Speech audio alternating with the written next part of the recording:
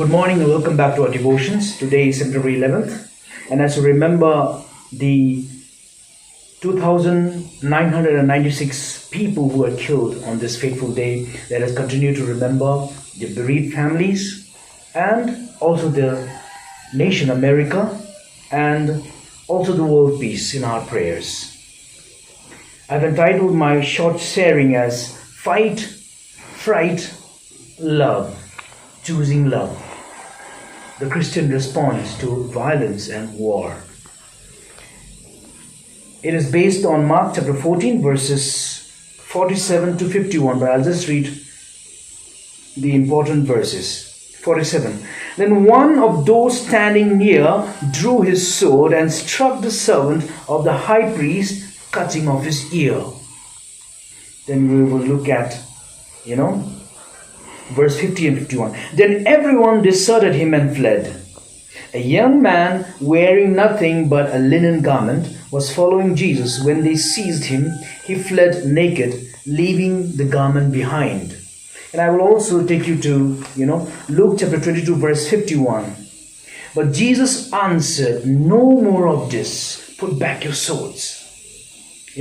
So basing on this, I have, entitled my short sharing as Fight, Fright, Love, Choosing Love. If you look at, I'll take you back to the pages of history where Saint Augustine is talking about a just war. It's a theory about how to respond to a war situation. In 410, the great Roman Empire fell. It was sacked by the Visigoths and the Germanic tribes. So everybody started blaming the Christians. You have forsaken the gods of Romans, and this is why this calamity is happening.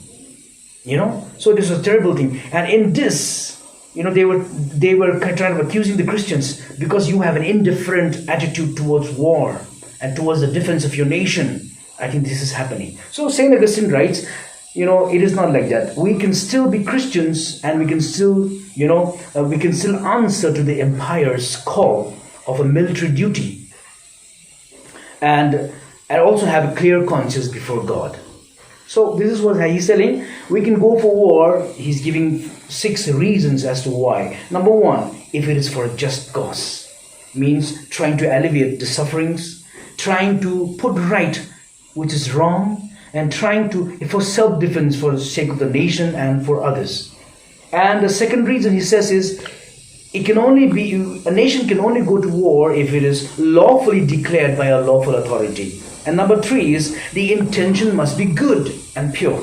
And number 4 is reasonable chance of success. A country can only go to war only if it has a reasonable chance. And number 5 is that all other options have been exhausted. To bring peace, all other options must have been exhausted. It should be the last resort. And then the last is, the 6th point is, the means to an end must be proportionate. You need to consider the casualties. You cannot just go killing people around. You need to have the budgets. You need to have the military, you need to consider all these things, military activities. So if you look at this, St. Augustine says that, war is not the best option, nor is it the worst or the last option. And he also says, some wars are necessary to amend an evil. So this idea was propagated by people like Thomas Aquinas, maybe 5 or 6 generations after Saint Augustine.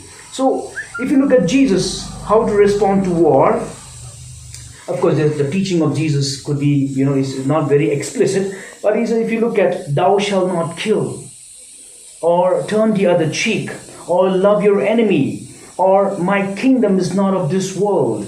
Again, St. Augustine talks about the city of God. I think you should read this book, City of God. He talks about a temporal earthly kingdom and an eternal, kingdom, the city of God. Okay, I think our principle should be based on that, he says. Now, if you look at how Jesus responded to violence by chasing all the people in the temple, and this is my Father's house and you cannot do this, and there was a holy anger that we could see. And then if you look at Luke chapter 22, where he's sending out people to witness him, he says, I am sending you no money and no sandals, but if you have no sword, I will tell you, Luke chapter 22, If you have no sword, sell your cloak and buy one. So it looks like, people can tell, okay, this is a spiritual warfare. Yes, it is a spiritual warfare, but we cannot forget the physical conditions, the political conditions, the difficult, situation where the Jewish people were. Okay, so I think now I just wanted to tell you that if you look at Mark chapter 14, verses 47 to 51, you will find out that some people had to flee because they were frightened. Fright.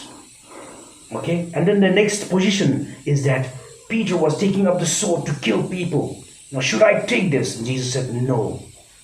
That was how you fight back. And the third option, Jesus said, surrender yourself to God. Love your enemies. I think this should be the last resort. And White Cross, you remember the song, they said, love is always the weapon. You need to build bridges and not walls. Okay? Love and forgiveness should be our weapon in at times such as this. Okay? And there's another thing, the last point that I wanted to tell you is justice, peace, and creation. Not just a just war, but justice, peace, and creation should be the words that should be in our hearts always as believers. God bless us all.